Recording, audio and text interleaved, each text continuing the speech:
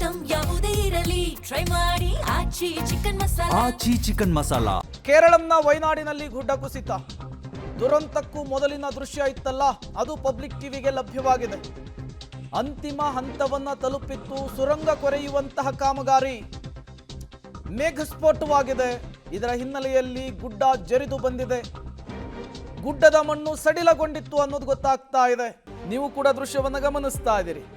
ಭೂಕುಸಿತಕ್ಕೂ ಮುನ್ನ ಇದ್ದಂತಹ ಜಾಗ, ಭೂಕುಸಿತದ ನಂತರ ಹೇಗಾಗಿದೆ ಅನ್ನೋದನ್ನ ಎರಡೂ ದೃಶ್ಯವನ್ನು ಸ್ಕ್ರೀನ್ ಮೇಲೆ ಗಮನಿಸ್ತಾ ಇದ್ದೀರಿ. ಗುಡ್ಡದ ಕೆಳಗೆ ಕಾಮಗಾರಿ ನಡೀತಾ ಇತ್ತು.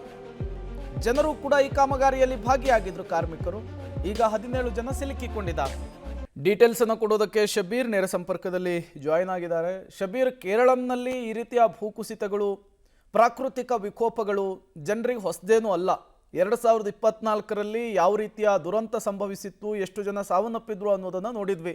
ಈಗ ಮತ್ತೊಮ್ಮೆ ಗುಡ್ಡ ಜರಿದಿದೆ, ಒಬ್ಬ ವ್ಯಕ್ತಿ ಸಾವನ್ನಪ್ಪಿದ್ದಾನೆ ಅನ್ನೋದು ಗೊತ್ತಾಗ್ತಾ ಇದೆ. ಹೇಗಾಯ್ತು ದುರಂತ, ಹೇಗೆ ನಡೀತಾ ಇದೆ ರಕ್ಷಣಾ ಕಾರ್ಯಾಚರಣೆ ಶಬೀರ್? ಪ್ರೇಮ್, ನೋಡಿ, ಮಲಪುರಂ ಮತ್ತು ವಯನಾಡಿಗೆ ಸಂಪರ್ಕ ಕಲ್ಪಿಸುವಂತಹ ಇದೊಂದು ಸುರಂಗ ಮಾರ್ಗ ಯೋಜನೆ ಆಗಿತ್ತು. ಬಹುತೇಕ ಸುರಂಗ ಮಾರ್ಗ ಕೊರೆಯುವಂಥ ಕೆಲಸ ಕೂಡ ಅಂತಿಮ ಹಂತದಲ್ಲಿತ್ತು. ಆದರೆ ಕಳೆದ 2 ದಿನಗಳಿಂದ ನಿರಂತರವಾಗಿ ಮಳೆ ಆಗ್ತಾ ಇತ್ತು. ಅದರಲ್ಲೂ ಕೂಡ ವಿಶೇಷವಾಗಿ ನಿನ್ನೆಯಿಂದಲೂ ಕೂಡ ಸ್ವಲ್ಪ ಮಳೆಯ ಪ್ರಮಾಣ ಕೂಡ ಹೆಚ್ಚಾಗಿತ್ತು. ಕಳೆದ 24 ಗಂಟೆಯಲ್ಲಿ 268 ಮಿಲಿಮೀಟರ್ನಷ್ಟು ಮಳೆ ಈ ಪ್ರದೇಶದಲ್ಲಾಗಿದೆ. ಇಂತಹ ಸಂದರ್ಭದಲ್ಲಿ ಕಾಮಗಾರಿಯನ್ನು ನಿಲ್ಲಿಸಬೇಕಾಗಿತ್ತು. ಆದರೆ ಕಾಮಗಾರಿಯನ್ನು ನಿಲ್ಲಿಸದೆ ನಿರಂತರವಾಗಿ ಕಾಮಗಾರಿ ಮಾಡಿರುವಂಥದ್ದು ಕೂಡ ಈ ಘಟನೆಗೆ ಕಾರಣ ಅನ್ನುವಂಥದ್ದು ಗೊತ್ತಾಗ್ತಾ ಇದೆ. ಮುಖ್ಯವಾಗಿ ಈ ಪ್ರದೇಶದಲ್ಲಿರುವಂತಹ ಗುಡ್ಡಗಾಡು ಪ್ರದೇಶ ಏನಿದೆ, ಈ ಪ್ರದೇಶದ ಮೇಲ್ಭಾಗದಲ್ಲಿ ಮೇಘಸ್ಫೋಟ ಸಂಭವಿಸಿದೆ ಅನ್ನುವಂಥದ್ದು ಗೊತ್ತಾಗ್ತಾ ಇದೆ. ಮೇಘಸ್ಫೋಟದ ತೀವ್ರತೆಗೆ ಕೆಳಗಡೆ ಈ ಗುಡ್ಡ ಕುಸಿತ ಆಗಿದೆ ಅನ್ನುವಂಥದ್ದು ಕೂಡ ಗೊತ್ತಾಗ್ತಾ ಇರುವಂಥದ್ದು.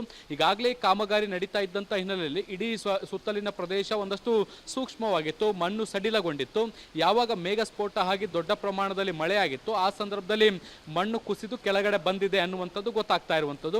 ಈ ಒಂದು ಘಟನೆ ನಡಿಬೇಕಾದಂಥ ಸಂದರ್ಭದಲ್ಲಿ ಸುಮಾರು 20ಕ್ಕಿಂತ ಅಧಿಕ ಕಾರ್ಮಿಕರು ಕೆಲಸವನ್ನ ಮಾಡ್ತಾ ಇದ್ರು ಅನ್ನುವಂಥದ್ದು ಕೂಡ ಗೊತ್ತಾಗಿದೆ.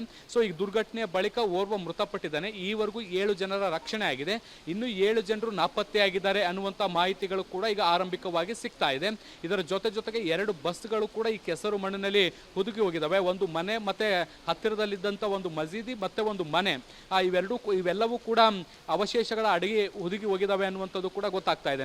ಸೊ ಹೀಗಾಗಿ SDRF ಮತ್ತು NDRF ತಂಡಗಳು ಈಗಾಗಲೇ ಸ್ಥಳವನ್ನು ತಲುಪಿ ರಕ್ಷಣಾ ಕಾರ್ಯಾಚರಣೆಯನ್ನ ಕೂಡ ನಡೆಸಲಾಗ್ತಾ ಇರುವಂಥದ್ದು. ಇಬ್ಬರು ಸಚಿವರನ್ನ ಸಮನ್ವಯಕ್ಕೆ ಅಂತ ಈಗಾಗಲೇ VD ಸತೀಶನ್ ಅವರು ನಿಯೋಜನೆ ಕೂಡ ಮಾಡಿದ್ದಾರೆ. ಸಚಿವರು ಕೂಡ ಸ್ಥಳಕ್ಕೆ ದೌಡಾಯಿಸ್ತಾ ಇದ್ದಾರೆ.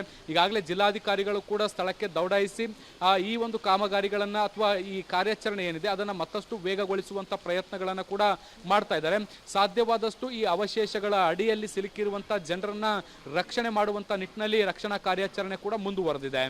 ಪ್ರೇಮ್, ಶಬೀರ್, ಹಾಗೆ ಸಂಪರ್ಕದಲ್ಲಿರಿ, ಮತ್ತಷ್ಟು ಡೀಟೇಲ್ಸ್ ನಿಮ್ಮಿಂದ ಪಡಿತಾ ಹೋಗ್ತೀವಿ. ಈ ಹಿಂದೆ ವಯನಾಡಿನ ಮುಂಡಕ್ಕೈ ಮತ್ತು ಚೂರಲ್ಮಲಾದಲ್ಲೂ ಕೂಡ ಇದೇ ರೀತಿಯ ಗುಡ್ಡ ಕುಸಿತು ದೊಡ್ಡ ಅನಾಹುತ ಸೃಷ್ಟಿಯಾಗಿತ್ತು. ಈ ವರ್ಷ ಮುಂಗಾರು ಆರಂಭ ಆಗ್ತಾ ಇದ್ದ ಹಾಗೆ ಕಾಮಗಾರಿ ನಡೀತಾ ಇದ್ದಂತಹ ಜಾಗದಲ್ಲಿಯೇ ಗುಡ್ಡ ಕುಸಿತವಾಗಿದೆ. ಮಣ್ಣಿನಲ್ಲಿ ಬಸ್ ಕೂಡ ಸಿಲುಕಿಕೊಂಡಿದೆ. ಸುರಂಗ ಕಾಮಗಾರಿಗೆ ಕಾರ್ಮಿಕರನ್ನ ಹೊತ್ತು ತರ್ತಾ ಇದ್ದಂತಹ ಬಸ್ ಇದು. ಏಕಾಏಕಿಯಾಗಿ ಮಣ್ಣು ಕುಸಿತದಿಂದ ಬಸ್ಸು ಕೂಡ ಸಿಲುಕಿಕೊಂಡಿದೆ. ಸದ್ಯ ಬಸ್ನಲ್ಲಿ ಯಾವುದೇ ಕಾರ್ಮಿಕರು ಇರಲಿಲ್ಲ ಅನ್ನುವಂತಹ ಮಾಹಿತಿ ಕೂಡ ಇದೆ. ಮಣ್ಣಿನಡಿ ಸಿಲುಕಿಕೊಂಡಂತಹ ಬಸ್ಸನ್ನು ಕೂಡ ಈಗ ಮೇಲಕ್ಕೆತ್ತುವಂತಹ ಪ್ರಯತ್ನಗಳಾಗ್ತಾ ಇರುವಂಥದ್ದು. ಒಟ್ಟು 17ಕ್ಕೂ ಹೆಚ್ಚು ಜನ ಮಣ್ಣಿನ ಕಲ್ಲಿನ ಅವಶೇಷಗಳಡಿಯಲ್ಲಿ ಸಿಲುಕಿಕೊಂಡಿದ್ದಾರೆ. 7 ಜನರ ರಕ್ಷಣೆಯಾಗಿದೆ. ಅದರ ಪೈಕಿ ಒಬ್ಬರು ಸಾವನ್ನಪ್ಪಿದ್ದಾರೆ ಎನ್ನುವಂತಹ ಮಾಹಿತಿ ಸಿಗ್ತಾ ಇದೆ. ಇನ್ನೂ 10 ಜನರಿಗಾಗಿ NDRF ತಂಡ ತೀವ್ರ ಶೋಧ ಕಾರ್ಯಾಚರಣೆಯನ್ನು ಮಾಡ್ತಾ ಇದೆ. ನೀವು ಕೂಡ ದೃಶ್ಯವನ್ನು ಗಮನಿಸ್ತಾ ಇದ್ದೀರಿ. ಮೇಲೆ ಗುಡ್ಡ, ಕೆಳಗೆ ಹರಿತಾ ಇರುವಂತಹ ರಭಸದ ನೀರು, ಅದರ ಮಧ್ಯೆ ಸಿಲುಕಿಕೊಂಡಿರುವಂತಹ ಬಸ್ಸು. ಇದೇ ಬಸ್ನಲ್ಲಿಯೇ ಈ ಕಾಮಗಾರಿಯ ಜಾಗಕ್ಕೆ ಕಾರ್ಮಿಕರನ್ನ ಕರೆದುಕೊಂಡು ಹೋಗ್ತಾ ಇದ್ದಂತಹ ಬಸ್ ಇದು. ಇದನ್ನು ನಿಲ್ಲಿಸಲಾಗಿತ್ತು. ಗುಡ್ಡ ಕುಸಿತದ ಸಂದರ್ಭದಲ್ಲಿ ಇದು ಕೂಡ ಈಗ ಮಣ್ಣಿನ ಅಡಿಯಲ್ಲಿ ಸಿಲುಕಿಕೊಂಡಿದೆ. ಅದನ್ನು ಮೇಲಕ್ಕೆತ್ತುವಂತಹ ಕೆಲಸ ಆಗಬೇಕಿದೆ. ಮತ್ತೊಂದು ಕಡೆ ಗುಡ್ಡ ಜರಿದಂತಹ ದೃಶ್ಯವನ್ನು ಗಮನಿಸ್ತಾ ಇದ್ದೀರಿ. ಗುಡ್ಡದ ಅಡಿಯಲ್ಲಿ ಸುರಂಗವನ್ನು ತೋಡಲಾಗ್ತಾ ಇತ್ತು. ರೈಲ್ವೆ ಕಾಮಗಾರಿಗಾಗಿ ನಡೀತಾ ಇದ್ದಂತಹ ಕೆಲಸ ನಡೀತಾ ಇದ್ದಂತಹ ಜಾಗ ಇದು. ಇದ್ದಕ್ಕಿದ್ದ ಹಾಗೆ ಮೇಘಸ್ಫೋಟದಿಂದ ಗುಡ್ಡದ ಮಣ್ಣು ಸಡಿಲಗೊಂಡು ಜಾರಿರುವಂತಹ ಸಂದರ್ಭದಲ್ಲಿ ಈ ದುರಂತ ಆಗಿದೆ. ಡೀಟೇಲ್ಸ್ ಕೊಡ್ತಾರೆ ಶಬೀರ್, ನೇರ ಸಂಪರ್ಕದಲ್ಲಿ ಜಾಯಿನ್ ಆಗಿದ್ದಾರೆ. ಶಬೀರ್, ಹೇಗೆ ನಡೀತಾ ಇದೆ ಈಗ ರಕ್ಷಣಾ ಕಾರ್ಯಾಚರಣೆ? ಪ್ರೇಮ್ ನೋಡಿ, ಈಗಾಗಲೇ SDRF ಮತ್ತು NDRF ಎರಡೂ ತಂಡಗಳು ಕೂಡ ಘಟನಾ ಸ್ಥಳವನ್ನು ತಲುಪಿದ್ದಾವೆ. ಜಿಲ್ಲಾಧಿಕಾರಿಗಳ ನೇತೃತ್ವದಲ್ಲಿ ಈ ಒಂದು ರಕ್ಷಣಾ ಕಾರ್ಯಾಚರಣೆ ಕೂಡ ನಡೀತಾ ಇದೆ. ನಾನು ಆಗಲೇ ಹೇಳಿದಂತೆ ಈವರೆಗೂ ಒಬ್ಬರು ಮೃತಪಟ್ಟಿದ್ದಾರೆ, 7 ಮಂದಿಯನ್ನು ರಕ್ಷಣೆ ಮಾಡಲಾಗಿದೆ, ಇನ್ನು 7 ಮಂದಿ ಮಿಸ್ಸಿಂಗ್ ಅಂತ ಹೇಳಲಾಗ್ತಾ ಇರುವಂಥದ್ದು. ಸೊ ಅವರ ಹುಡುಕಾಟವನ್ನು ಕೂಡ ತೀವ್ರಗೊಳಿಸುವಂಥ ಕೆಲಸಗಳಾಗ್ತಾ ಇದೆ. ನೋಡಿ, ಈಗಾಗಲೇ ನಿರಂತರವಾಗಿ ಸುರಿದಂಥ ಮಳೆಯಿಂದಾಗಿ ಸಾಕಷ್ಟು ಸವಾಲುಗಳು ಏರ್ಪಟ್ಟಿರುವಂಥದ್ದು. ಒಂದು ಕಡೆಗೆ ಮಳೆ ಬರ್ತಾ ಇದೆ, ಮತ್ತೊಂದು ಕಡೆಗೆ ಇಡೀ ಮಣ್ಣು ಕೆಸರುಮಯ ಆಗಿರುವಂಥದ್ದು.